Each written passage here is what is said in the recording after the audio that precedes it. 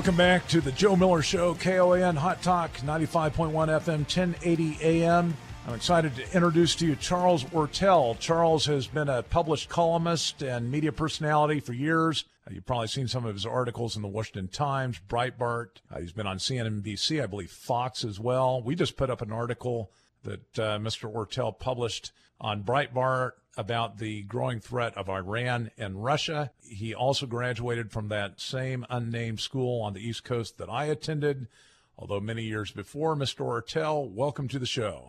Well, thanks so much, Joe, for having me on the show, and thanks to all of you in Alaska for sending your weather our way. Like I told you during the break, you haven't seen cold yet until you lived in a place like Tok, Alaska, where you've had 70 below zero for days on end. Frigid weather, Bill. I'm happy that the global warming isn't working out, I guess, right? Yeah, it's settled science, though. It is settled science, right? And this is kind of off subject, obviously, but I'm sure that you have a few words of knowledge on it as well. It amazes me how the mainstream media always gathers around these concepts, these sacred cows, that if you go out and challenge them, then by word, by golly, you must be a moron. You must be an ignoramus, and you're immediately eliminated from at least the traditional discourse. And we've seen that in politics. We see it in the media. It's one of the reasons why I'm so excited about what's happened with the internet as far as what I call the democratization of the news, where you can actually go and get good sourced articles like the articles that you present to readers and get the truth that you might not get from the mainstream media. Yeah, I think it's a great thing. Well, it's a two-part question. I'd say on the global warming, I have the demerit of having been raised by a man who's still alive and holds a PhD in nuclear physics. So when you broach with him, he has numerous patents. He's an expert on many different things, and he's still robustly active at age 88. When you tell this distinguished scientist that there's such a thing as settled science, I mean, he almost always starts laughing. I mean, scientists are continually looking back at ideas that are laid out as supposedly being truths to just tweak them and avail themselves of new insights and refine them, and that's how we've advanced and progressed so much ever since Isaac Newton. Yeah, anybody that says it's settled science is probably not very familiar with quantum physics, right? Probably not very familiar with balancing his or her own checkbook. Right. Well, I wanted, we've got you on to talk about a number of issues. I mean, you're obviously an expert in foreign policy, the economy. I'm really excited to talk to you next segment about the global economy. But we've been talking about most of this show today about foreign policy threats. And your article that you produced that Breitbart put up today, informative with respect to the Russian and the Iranian threat. We just had on the head of combat vets for Congress, Captain Joe John. Worked in Intel. He was on counter-espionage missions, Vietnam vet, Desert Storm vet. He hypothesizes that, of course, the risk with Iran is that unchecked, Israel will eventually react, and we could have the catalyst to World War III. What do you see really as the major threat right now vis-a-vis those two countries, and what should we be doing as a nation that we aren't? Well, thanks again for having me on, and thank you for your service and for that of the preceding guest. I am not a military man, but I am a student of history, and one of the great writers on military theory is Sun Tzu. And, of course, I won't bore people with a long quote, but the substance of his quote, which our team doesn't seem to get under Obama, is that if you know neither your enemy nor your friend, you're never going to win a battle. And that's the situation we find ourselves strangely and perversely in ever since January 20th, 2009. If you go back to base principles, in the earliest days when President Obama was finding his feet as president, you remember that episode in Honduras, where I know directly, because a friend of mine was the number 2 official in Colombia, that this renegade guy in Honduras, who the Obama administration nonetheless backed, was on the verge of stealing Honduras' entire treasury and leaving the country with it. And, there had been a process followed there in which the local government was acting in accordance with its constitution, dealing with a crook, getting rid of him. We backed the crook. Then he gives the big speech, going back to narrowly to your point, in June in Cairo, and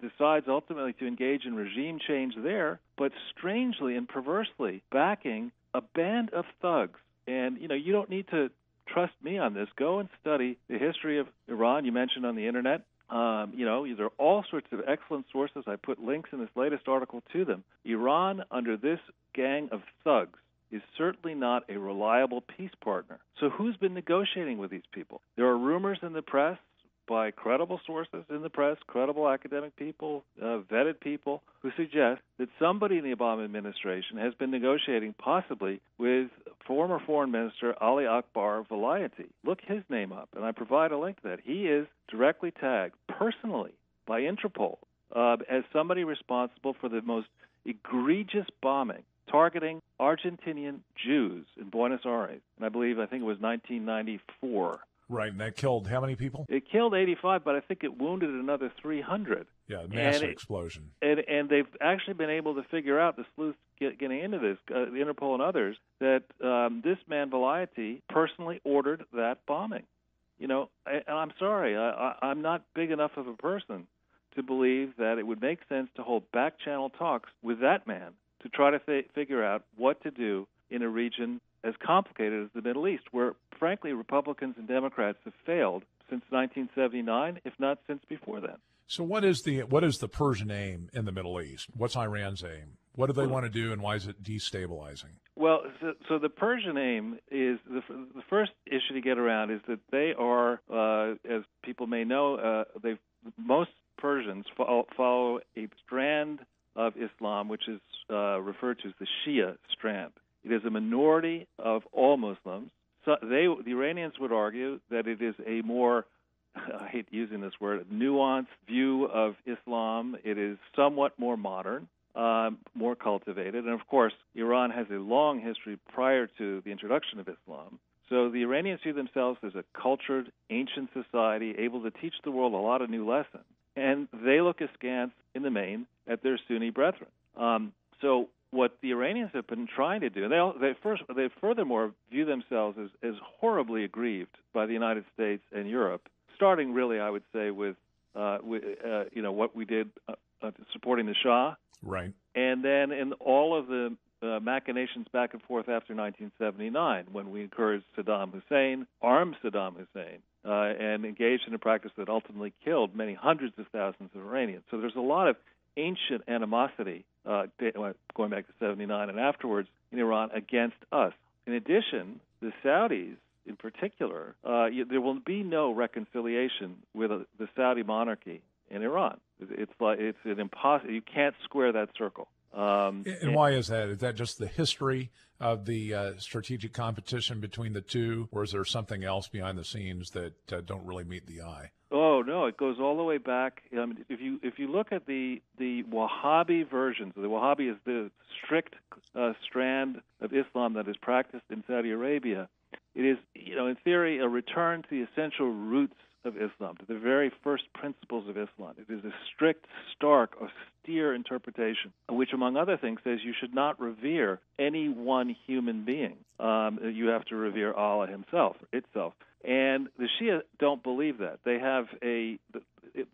are adherents to a theory that peace on earth will happen again when this missing imam who went missing, I forget exactly how many 100 years ago, returns to earth. So the Saudis, and this is a very simplistic explanation, it's been said to me by various experts, the Saudis look askance at that view. They regard all of Shia Islam as basically being a cult, misguided, that none of the holy places of Shia Islam are, in fact, holy.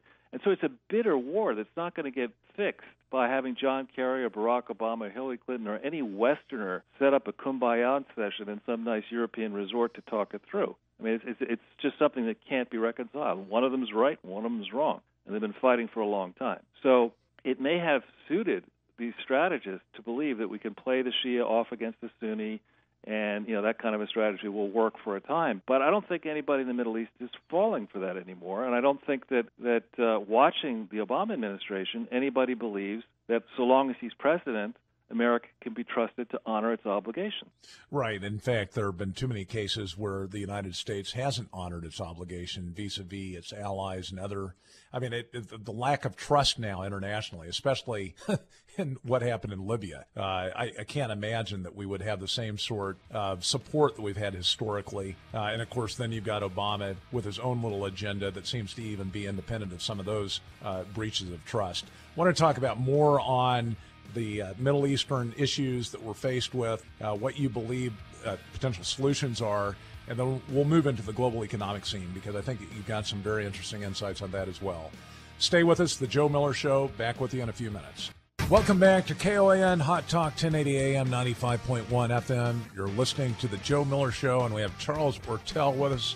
Charles has been published in a number of different outlets, Washington Times, Breitbart. You've probably seen him on Fox, CNBC, an expert on strategic threats, the economy. We're very fortunate to have him on our show. Mr. Ortel, we were talking about Iran, Russia, the threat that they pose, and you were talking about Saudi Arabia. One of the things that's interesting to me is obviously both the Saudis and the Israelis see Iran as a major threat. I mean, Israel, a mortal threat if, in fact, they become nuclear armed.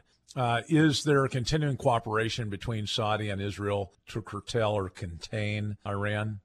Oh, sure. I think they're intense back-channel discussions. But, the threat is a lot more serious. I worry greatly about Israel. I'm a big supporter of Israel for many reasons. But the threat is much bigger than that. Here, in a nutshell, here's what it is. The eastern portion of Saudi Arabia is a country which is majority Sunni.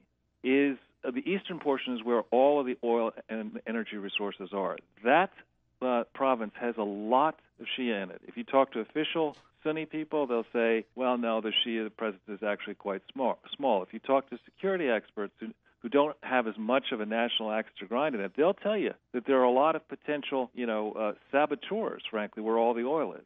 In addition, the other oil kingdoms are thinly manned. It's not as if, you see these battles, it's not as if they have these vast local populations who are going to rise off and repel the invaders. You saw what happened, but you participated, frankly, and thank you for liberating Kuwait. But you saw how quickly Kuwait fell to Saddam in 1990. So the larger vision here is that if you had a Russia standing behind Iran, and they are close, Russia and Iran, and Russia has been making and is making right now great strides in the Ukraine in defiance yet again of that truce. So they're not cowed. If you had a Russia with nuclear weapons, a lot of nuclear weapons, no constitutional bar to Putin's aggression anywhere, stand up and tell the rest of the world, listen, we are backing Iran. An attack against Iran is an attack against us. And then Iranian elements went in and swiftly took, they already control a lot of Iraq, swiftly took Kuwait, Bahrain, United Arab Emirates, the eastern portion of Saudi Arabia, and Qatar. Suddenly you would have a wider world in which a vast majority of the world's energy resources were under the control of hostile powers to the United States. Venezuela, of course, is in disarray. All these oil prices are low now, but if we were playing a long-term game and Putin has already locked in potential long-term supply arrangements to India and to China, while Western Europe doesn't really have an alternative to Middle Eastern and Russian energy supplies, you could say to the West, listen, we don't care about your pain. We don't care about trying to sell you anything right now. We're going to lock down production. We're going to change the terms of trade. We're not going to accept your dollars anymore. And we're going to encourage, that is to say, Russia is going to encourage Greece to exit and other people to exit to weaken the financial system at the same time.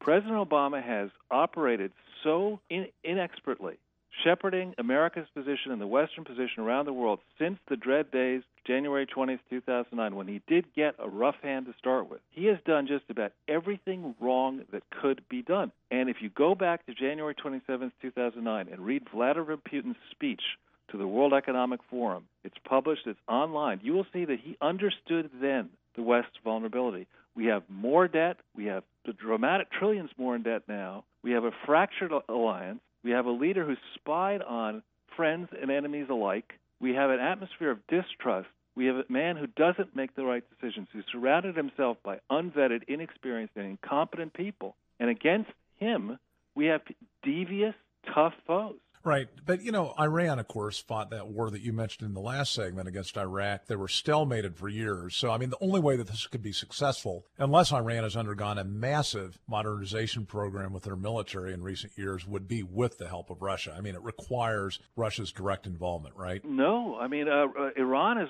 insinuated itself. I understand reports today that, or recently, that in Baghdad, where there used to be those big placards of Saddam Hussein way back when, now Sure. those have been replaced by big placards of the Iranian leader. Wow. So the Iranians are well installed and they're very well tied into the Shia community throughout Iraq, throughout the oil-bearing portions of Iraq. They're insinuated via Hezbollah into Lebanon, to Beirut. They're in the Sinai. They are scattered throughout the Middle East. They're backing the people, the Houthi rebels. There are rumors that they're all across southern and even Central America. They could be insinuated inside this country. And these are people who harbor serious long-term grudges. They don't, they're in some ways worse than the Irish. And I say that as being part Irish. Well, there is no doubt that the history of the conflict goes back millennia, and that's part of the problem that we're faced with. With respect to basically the threat, obviously Saudi Arabia, that's part of the reason why they're building that wall now across what used to be the neutral zone. They want to have some sort of impediment to an Iranian or, I guess, terroristic aggression against their eastern flank. Well, the problem is they're out of time. I mean, President Obama today showed in the last 3 days that he's a huge fan of summits and teach-ins and workshops and all that kind of stuff. We're not playing against people who respect those kind of workshops and fancy communiques.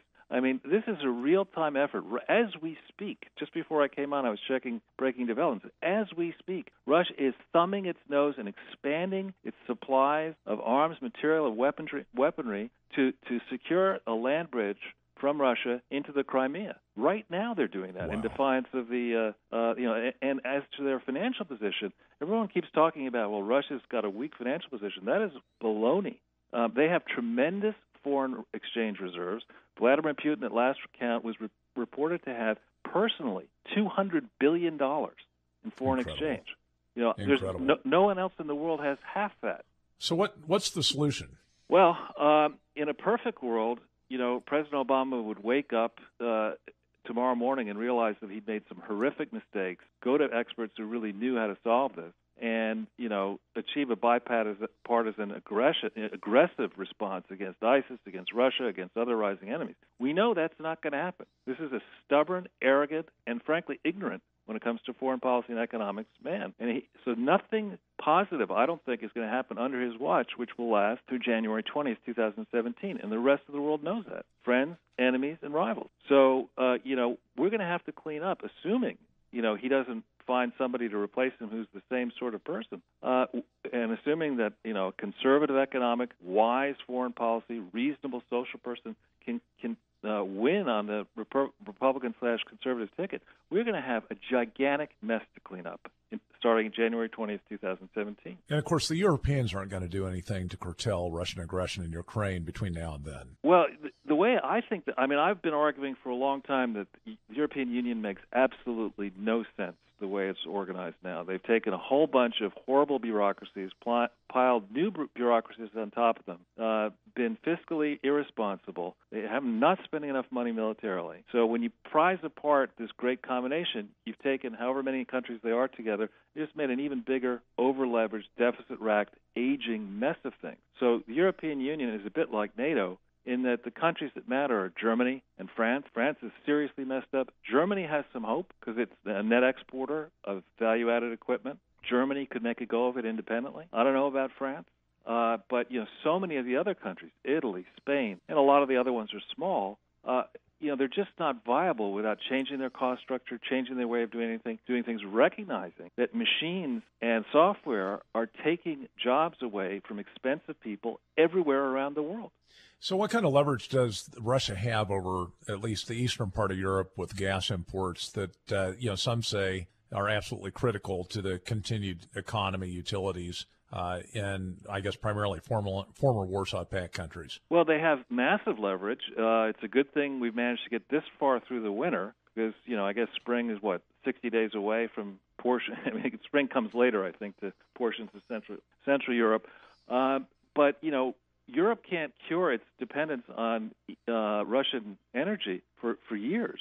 And when you think about the former Eastern Bloc states that are now part of Western Europe, many of them are between a rock and a hard place. They put on too much bureaucracy, too much taxation.